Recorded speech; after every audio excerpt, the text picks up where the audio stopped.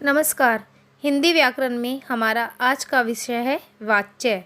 वाच्य क्या होते हैं, वाच्य के कितने भेद होते हैं और वाच्य में किस प्रकार परिवर्तन कर सकते हैं, यह सब हम इसमें जानेंगे। वाच्य का क्या अर्थ होता है? वाच्य का अर्थ होता है बोलने का विषय।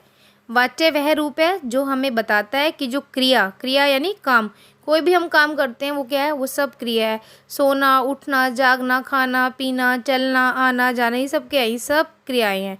तो जो भी हम काम करते हैं वो क्रिया है। तो वाच्य वह रूप है जो हमें बताता है कि क्रिया द्वारा कही गई बात का मुख्य विषय कर्ता है या कर्म है या फिर भाव है। एक ही उदाहरण से तीनों समझिए। मोहन पत्र लिखता है। अब मोहन क्या है, इसमें कर्ता है, तो कौन सा वाक्य हो गया? कर्तृवाच्य। अब दूसरा वाक्य, मोहन द्वारा पत्र लिखा जाता है। किसके द्वारा लिखा जाता है? मोहन के द्वारा लिखा जाता है, तो कैसे हो गया फिर ये वाक्य? कर्मवाच्य। और मोहन से पत्र नहीं लिखा जाता है, तो ये कौन सा हो गया? भाववाच्य। इसमें भाव को दर्शा रहे हैं कि उससे पत्र नहीं लिखा जा रहा है। और ज़्यादातर आप देखेंगे कि जो भी भाववाच्य है वो निषेधात्मक ही होते हैं। तो इन उदाहरणों से हमें क्या पता चलता है? हमें वाच्य के भेदों के बारे में पता चलता है कि वाच्य के कितने भेद हैं। वाच्य के कितने भेद हैं? वाच्य के 3 भेद हैं। पहला कर्तृवाच्य, दूसरा कर्मवाच्य और तीसरा भाववाच्य। अब समझ आया आपको कि वाच्य क्या होते हैं और वाच्य के कितने भेद होते हैं। क्रिया के अनुसार ही वाच्य का चुनाव होता है और वाच्य के 3 भेद होते हैं, कर्तृवाच्य, कर्मवाच्य और भाववाच्य।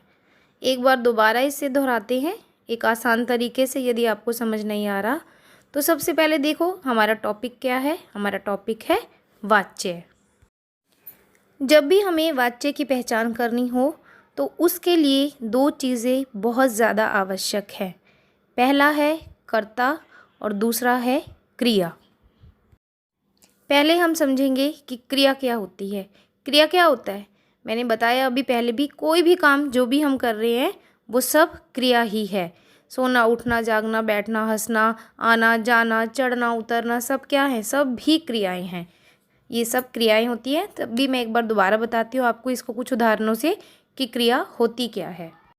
उदाहरण सुनो। राम पुस्तक पढ़ता है। बच्चे बाग में घूम रहे हैं। रोहित जोर से हंस रहा है। तो देखो, राम पुस्तक पढ़ता है। पढ़ता है, ये पढ़ता है क्या है? क्रिया है।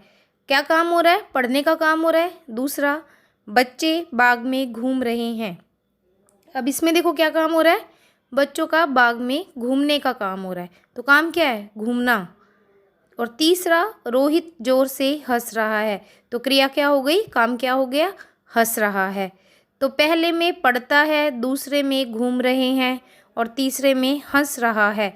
ये पढ़ना, घूमना, हंसना, ये तीनों क्या हैं? क्रियाएं हैं। इसको हम इस तरह से भी जान सकते हैं कि वाक्य में जो भी अंत में आता है वो क्रिया होता है। देखो, राम पुस्तक पढ़ता है, वाक्य के अंत में आया ना पढ़ता। बच्चे बाग में घूम रहे हैं, घूमना। या रोहित जोर से हंस रहा है, हंसना। तो ये क्या है कि जो भी वाक्य के अंत में आता है वो क्रिया ही होती है। ऐसे भी पढ़ सकते हैं या फिर ऐसे इसकी पहचान कर सकते हैं कि वाक्य में जो काम हो रहा है वो क्रिया है। अब आपको समझ आ गई। क्रिया को पहचानने की 2 ट्रिक्स हैं। एक तो ये वाक्य के अंत में आएगी और दूसरा, उस वाक्य में जो भी काम हो रहा है वो क्या है? वो है क्रिया। जैसे कि इन उदाहरणों में ही आपने देखा कि पढ़ना, घूमना और हंसना, ये क्या है? क्रिया है। और ये तीनों ही शब्द वाक्य के अंत में आए हैं। अब हमें क्रिया तो छांटनी आ गई कि क्रिया क्या होती है, ये वाक्य के अंत में आती है या वाक्य में जो भी काम हो रहा है वो क्रिया है। लेकिन क्रिया भी 2 प्रकार की होती है, एक सकर्मक क्रिया और दूसरी अकर्मक क्रिया। अब देखो, नाम से ही देखो, सकर्मक यानी कर्म के साथ है जो, तो वो है सकर्मक क्रिया। और अकर्मक यानी कर्म के बिना है जो। देखा ना, अकर्मक आपने देखा भी होगा, आपने विलोम शब्द पढ़े होंगे, सत्य, असत्य, हिंसा, अहिंसा। यानी बिना। ठीक है, तो जो कर्म के बिना है वो अकर्मक क्रिया है और जो कर्म के साथ है वो सकर्मक क्रिया है। आपको क्रिया तो छाँटनी आ गई, लेकिन क्रिया का रूप कौन सा है, सकर्मक या अकर्मक, इसको भी मैं आपको बताती हूँ कैसे। एक उदाहरण दोबारा से यही देखो कि राम पुस्तक पढ़ता है। जब हमने लिखा राम पुस्तक पढ़ता है तो हमने क्या करना है, राम और पुस्तक इन दोनों को छोड़कर, कर्ता को और इसको छोड़कर आपने लगा देना है जहाँ पर भी क्रिया है। अब क्रिया कहाँ है, यहाँ पर राम पुस्तक पढ़ता है, पढ़ता है क्रिया है। क्रिया से पहले आपने हमेशा लगाना है क्या। तो क्या प्रश्न बन गया, क्या पढ़ता है। इसका उत्तर क्या आएगा, क्या पढ़ता है वो, पुस्तक पढ़ता है ना। तो क्या पढ़ता है, पुस्तक पढ़ता है, यानी पुस्तक अब कर्म है। तो क्या देखा आपने कि राम पुस्तक पढ़ता है, इस वाक्य में जो पुस्तक है वो कर्म है। जो क्रिया से पहले लगा हुआ है, पढ़ता है से पहले जो पुस्तक है वो क्या है, कर्म है, क्योंकि हमारे प्रश्न का उत्तर आया कि क्या पढ़ता है, पुस्तक पढ़ता है। तो ये पुस्तक क्या है, कर्म हो गई। राम हो गया कर्ता यानी सब्जेक्ट, पुस्तक हो गया ऑब्जेक्ट यानी कर्म, और पढ़ता है क्रिया हो गई। तो ये कौन सी, अब इसमें कर्म है ना, पुस्तक क्या है, कर्म है, तो ये सकर्मक क्रिया हुई पहचान।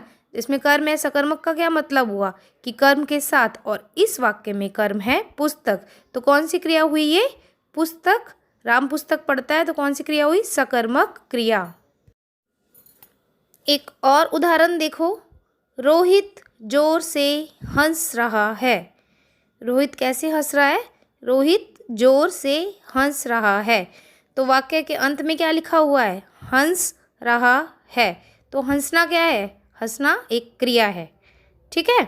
वाक्य के अंत में आया है और वाक्य में यही काम हो रहा है कि उसका, रोहित के हंसने का काम हो रहा है। तो हंसना क्या हो गया, क्रिया हो गई ना क्रिया। अब मैंने क्या कहा है कि आपको कैसे छांटना है, सकर्मक क्रिया है या अकर्मक क्रिया है। तो आपने क्या करना है, क्रिया से पहले क्या लगाना है, क्या। तो प्रश्न क्या बन जाएगा अब, क्या हंस रहा है। क्या हंस रहा है, तो इस वाक्य में क्या प्रश्न का जवाब आया, क्या हंस रहा है। ऐसे कुछ नहीं आया कि क्या हंस रहा है। अगर यूँ होता कौन हंस रहा है तो जवाब आ जाता कि रोहित हंस रहा है। लेकिन हमने क्या कहा है, हमने पहचान के लिए ट्रिक यही बताई है कि आपने क्रिया से पहले क्या शब्द लगाना है। तो क्या हंस रहा है जब हमारा प्रश्न बना तो इसमें हमारा उत्तर आया ही नहीं, यानी इसमें कर्म है ही नहीं। और जब कर्म नहीं है तो ये कौन सी क्रिया है, ये है अकर्मक क्रिया। अब आपको छांटना आ गया होगा कि क्रिया कैसे छांटनी है। क्या पहचान बताई मैंने क्रिया को छांटने की, कि वाक्य के अंत में ये क्रियाएं आती हैं। दूसरा, वाक्य में जो भी काम हो रहा हो वो क्रिया कहलाता है। दो तरीके से छांटने के। उसके बाद क्रिया भी दो तरह की होती है, एक सकर्मक और एक अकर्मक। जब कर्म साथ में है तो सकर्मक, और जब कर्म नहीं है तो अकर्मक। अब सकर्मक और अकर्मक कैसे छांटना है, हमने क्रिया से पहले क्या लिख देना है, और क्या लिखने के बाद यदि हमें वाक्य में उसका जवाब मिलता है तो सकर्मक क्रिया है, और यदि जवाब नहीं मिलता तो अकर्मक क्रिया है। जैसे अभी हमने इन दोनों उदाहरणों से समझा कि राम पुस्तक पढ़ता है तो क्या पढ़ता है, पुस्तक पढ़ता है। उसमें कर्म आ गया, यानी प्रश्न का जो जवाब है वो उस वाक्य में ही आ गया, इसका मतलब ये सकर्मक क्रिया है। लेकिन जब हमने लिखा कि रोहित जोर से हंस रहा है तो क्रिया से पहले क्या लगाने के बाद प्रश्न बना था, क्या हंस रहा है, जिसमें वाक्य से हमें उस प्रश्न का उत्तर प्राप्त नहीं हुआ, इसलिए ये हो गई अकर्मक क्रिया। मैंने आपको लेक्चर के शुरू में ही बताया कि वाच्य को पहचानने के लिए हमें दो चीज़ों का ज्ञान होना बहुत आवश्यक है, एक तो क्रिया का और दूसरा कर्ता का। तो क्रिया हमारी अब पूर्ण हो चुकी है कि क्रिया कैसे छांटी जाती है और इसके कितने भेद होते हैं, और इन दो भेदों को भी हम कैसे पहचानेंगे। अब बात करते हैं कर्ता की। कर्ता क्या होता है, आपने इंग्लिश में पढ़ा होगा कर्ता। कर्ता हम सब्जेक्ट को करते हैं, कहते हैं कर्ता, यानी काम करने वाला कर्ता कहलाता है। वाक्य सुनो, अक्षय क्रिकेट खेल रहा है। तो अक्षय क्रिकेट खेल रहा है, इसमें क्रिया क्या हो गई, वाक्य के अंत में क्या आ रहा है, खेल रहा है। रहा है तो कुछ नहीं है, क्रिया कौन सी हुई, कौन सा काम हो रहा है, खेलने का काम हो रहा है। तो क्रिया कौन सी हो गई, खेलने की। और इस खेलने के काम को कौन कर रहा है, अक्षय कर रहा है। तो अक्षय क्या हो गया इसमें? कर्ता। अगला देखो, रोहन धीरे धीरे चलता है। तो क्रिया क्या हो गई? कौन सा काम हो रहा है इसमें? चलने का काम हो रहा है। और ये चलने का काम कौन कर रहा है? रोहन। तो कर्ता कौन हुआ? रोहन। इसमें रोहन कर्ता हुआ और क्रिया क्या हुई? चलना। क्रिया और कर्ता को समझ लेने के बाद अब हम पढ़ेंगे वाच्य। वाच्य को याद करने के लिए किसी भी परिभाषा को याद करने की आवश्यकता नहीं है। आप इस वीडियो के द्वारा जो भी जानकारी प्राप्त करेंगे उसके अनुसार स्वयं ही वाच्य की परिभाषा लिखने में सक्षम हो जाएंगे। आपको हिंदी व्याकरण की किताबों में उसकी वाच्य की परिभाषा मिल जाएगी, लेकिन आपने उन सभी को याद ना करके जो भी आपको समझ आ रहा है उसे स्वयं लिखना है और उसके बाद उसका मिलान करो कि आपको जो समझ में आया क्या किताबों में वास्तव में वैसा ही लिखा है। यदि दोनों में मिलान में एक रूपता पाई गई तो आपको वाच्य समझ आ गए हैं। तो वाच्य क्या है? क्रिया के अनुसार जो भी बोलने का विषय है वो वाच्य है। और वाच्य को हम दो भागों में बांटेंगे। पहला कर्तृवाच्य और दूसरा अकर्तृवाच्य। अब देखो, अकर्तृवाच्य पेपर में जब एग्ज़ाम में हमें आता है तो अकर्तृवाच्य के अंदर दो और भेद होते हैं, कर्मवाच्य और भाववाच्य।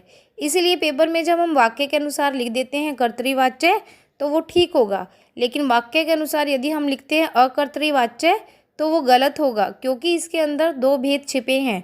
अब ये अकर्तृवाच्य लिखने में वो कर्मवाच्य भी हो सकता है और भाववाच्य भी हो सकता है, इसलिए इन दोनों को अलग अलग लिखना आवश्यक है। इसलिए वाच्य के दो भेद होने के बावजूद भी हम हमेशा वाच्य के तीन भेदों को ही पढ़ते हैं, कर्तृवाच्य, कर्मवाच्य और भाववाच्य। बिल्कुल आसान से उदाहरण से मैं आपको समझाती हूँ। वाक्य को देखो, हरीश अखबार पढ़ता है। तो क्रिया क्या हो गई? पढ़ने की, जो वाक्य के अंत में आई है।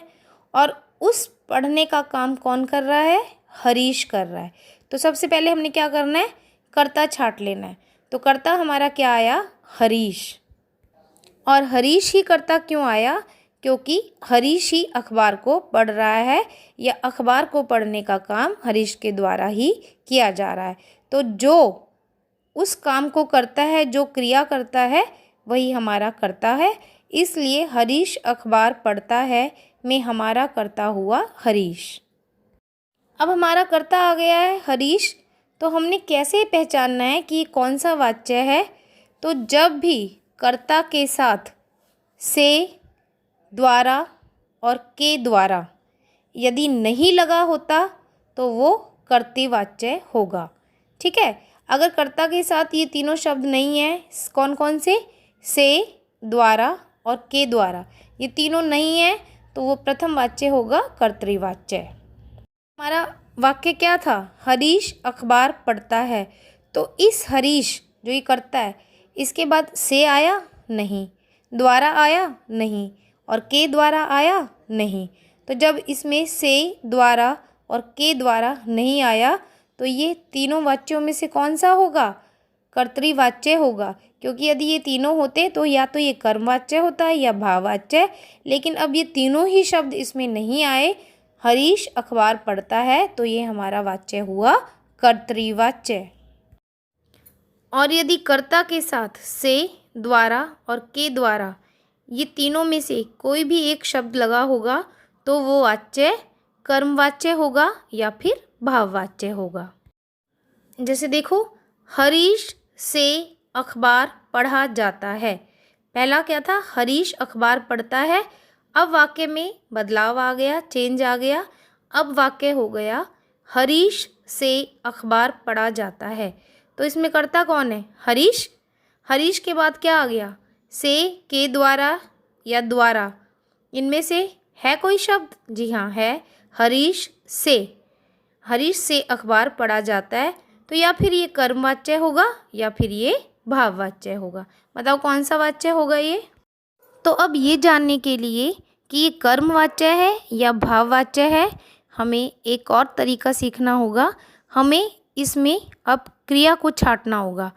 दो ही चीज़ें होती है ना, एक कर्ता छाँटना है और एक क्रिया छाँटना है।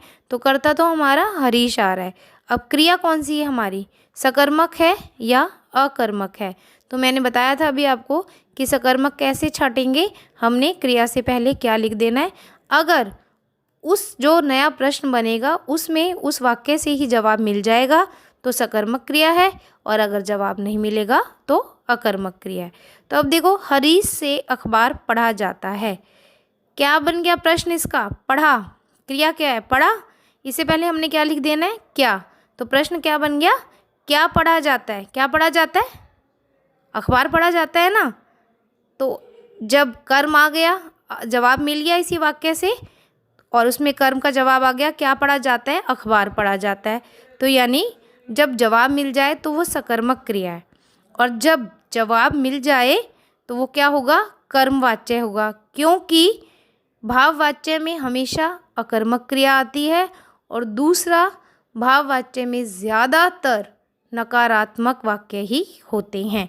तो अब इसमें जब हरीश से अखबार पढ़ा जाता है, हमारे प्रश्न का उत्तर मिल जाता है, तो ये कर्मवाच्य होगा। क्यों होगा कर्मवाच्य, क्योंकि ये सकर्मक क्रिया है, और भाववाच्य ये तब होता जब इसमें अकर्मक क्रिया होती या नहीं शब्द होता। चलिए, अभ्यास के लिए या अपने ज्ञान को जानने के लिए हम दो उदाहरण और देखते हैं। उदाहरण देखो, बच्चे बाग में घूम रहे हैं। तो बाग में कौन घूम रहा है, बच्चे घूम रहे हैं। ठीक है, तो ये कौन सा वाक्य हो गया, कर्ता। इसमें कर्ता कौन है, बच्चे। तो जिसमें कर्ता कार्य करे तो वो क्या हो गया, कर्तृवाच्य। अगला उदाहरण, कुणाल से बैठा नहीं जाता। क्या है वाक्य, कुणाल से बैठा नहीं जाता। देखो, इसमें कर्ता कौन है, कुणाल, और क्रिया क्या हो रही है, नहीं जाता, बैठा। बैठा है ना क्रिया की, उससे बैठा नहीं जाता, तो क्रिया हो गई बैठा, और कुणाल के बाद से भी लगा है, यानी कर्ता के बाद हमारा से भी लगा है। जब कर्ता के बाद से लगा है तो इसका क्या मतलब हुआ, या तो ये कर्मवाच्य है या भाववाच्य है। अब हम बैठा जो हमारी क्रिया है, इसके आगे अगर प्रश्न लगा देते हैं, क्या नहीं जाता, तो क्या आंसर आएगा, बैठा नहीं जाता। क्या नहीं जाता, तो क्या नहीं जाता, बैठा नहीं जाता, ये प्रश्न का उत्तर नहीं हुआ, नहीं आया प्रश्न का उत्तर। किससे नहीं जाता, कुणाल से बैठा नहीं जाता तब होता। तो बैठा नहीं जाता ये कौन सी है, इसमें कर्म आ ही नहीं रहा है, जवाब हमारे प्रश्न का मिल ही नहीं रहा, तो ये कौन सी क्रिया हो गई, अकर्मक क्रिया हो गई। तो और इसमें नहीं भी लग गया, तो ये क्या है, ये है भाववाच्य। अब वाच्यों को जानने के बाद हम जानेंगे कि वाच्य परिवर्तन क्या होता है, क्योंकि पेपर में आ सकता है कि वाच्य को छांटिए या वाच्य को दूसरे वाच्य में बदलिए, कर्तरी को कर्म में बदलिए, कर्म को भाव में बदलिए, या कर्म को कर्तरी में बदलिए। तो अब हम सीखेंगे कि वाच्य परिवर्तन कैसे किया जाता है। तो वाच्य परिवर्तन के लिए सबसे पहला नियम क्या है, हमें कर्ता को छांटना है। और जब हम वाक्य में कर्ता को छांट लेंगे, पहला काम कर्ता को छांटना है, तो दूसरा हम क्या नियम अपनाएंगे, हमें कर्ता के साथ से, द्वारा और के द्वारा, ये तीनों शब्द यदि नहीं लगे हैं तो लगा देने हैं, और यदि लगे हैं तो हटा देने हैं। पहला नियम कर्ता छांटना है, और दूसरा नियम से, द्वारा और के द्वारा यदि कर्ता के साथ हैं तो उन्हें हटा देना है, और यदि नहीं लगे हैं तो उन्हें लगा देना है। जैसे राम पुस्तक पढ़ता है, अब इसमें कर्ता कौन है, राम। इसमें ने, के द्वारा या से नहीं लगा। अब जब नहीं लगा है तो क्या नियम है कि लगा देना है। तो हमने तीनों लगाकर देख लेनी है, वाक्य जिसमें सही बनता है वैसे ही लिखें। अब हम लिख देंगे राम ने पुस्तक पढ़ता है, वाक्य सही नहीं है। राम द्वारा पुस्तक पढ़ता है, ये भी वाक्य गलत है। तो हम क्या लिखेंगे, राम से पुस्तक पढ़ी जाती है। देखो, ध्यान देने की बात है, राम जो है करता है, उसके साथ से, द्वारा और के द्वारा, यही तीन शब्द लगाने हैं। यदि लगे हैं तो हटा देने हैं, और नहीं लगे तो आपने लगा देने हैं। तो राम पुस्तक पढ़ता है, क्या हो गया, राम से पुस्तक पढ़ी जाती है। तीसरा नियम हमें क्या ध्यान में रखना है कि क्रिया जिस भी काल में थी उसी काल में रहनी चाहिए। पहला क्या था, सबसे पहले तो हमने कर्ता छांटना है। राम पुस्तक पढ़ता है, हमने कर्ता छांट लिया राम। फिर क्या था, हमने यदि से द्वारा और के द्वारा लगा है तो हटाना है, और नहीं लगाना लगा है तो हमें लगा देना है। तो इसमें हमारे वाक्य में राम पुस्तक पढ़ता है में ये नहीं थे तीनों शब्द, तो हमने लगा दिया कि राम से पुस्तक पढ़ी जाती है। अब देखो ऊपर भी पढ़ता है और नीचे पढ़ी जाती है। काल में यानी समय में कोई परिवर्तन नहीं हुआ। यदि आप समय में परिवर्तन कर देंगे तो वाच्य परिवर्तन गलत हो जाएगा। और उदाहरण देखो, रमेश टीवी देख रहा है, तो क्या होगा, यहाँ पर लग जाएगा से द्वारा और के द्वारा। तो क्या लगेगा इसमें, रमेश से टीवी देखा जा रहा है। ऊपर है देख रहा है और नीचे है देखा जा रहा है। काल में कोई परिवर्तन नहीं हुआ। हमने कर्ता छांट लिया रमेश। दूसरा, हमने दूसरे नियम का पालन किया कि हमने से लगा दिया। और तीसरा, हमने काल भी वही रखा कि देख रहा है तो देखा जा रहा है। एक और उदाहरण देखते हैं। माँ द्वारा बच्चे को नहलाया जा चुका है। माँ क्या है, कर्ता, और माँ के बाद द्वारा लिखा हुआ है। तो मैंने क्या कहा था, यदि द्वारा से और के द्वारा लिखा हुआ है तो उसे हटा देना है, और नहीं लगा तो उसे लगा देना है। तो अब हमने इसमें क्या करना है, द्वारा को हटाना है। और दूसरा क्या है, जो क्रिया है वो कौन सी है, नहलाने की। नहलाने का काम हो रहा है इसमें माँ के द्वारा, लेकिन जो काम है वो हो चुका है, भूतकाल में है। तो क्या नियम था कि काल को नहीं बदलना। यदि काल को बदलेंगे तो वाच्य गलत हो जाएगा। तो क्या नया वाच्य परिवर्तन होगा, माँ द्वारा बच्चे को नहलाया जा चुका है, ये ऐसे बदलेगा कि माँ बच्चे को नहला चुकी है। ऊपर है चुका है तो नीचे भी आ गया चुकी है। ऊपर द्वारा था तो हमें नीचे के वाक्य में द्वारा हटा देना है। मुझे पूरी आशा है कि आपको वाक्य समझ आ गए होंगे।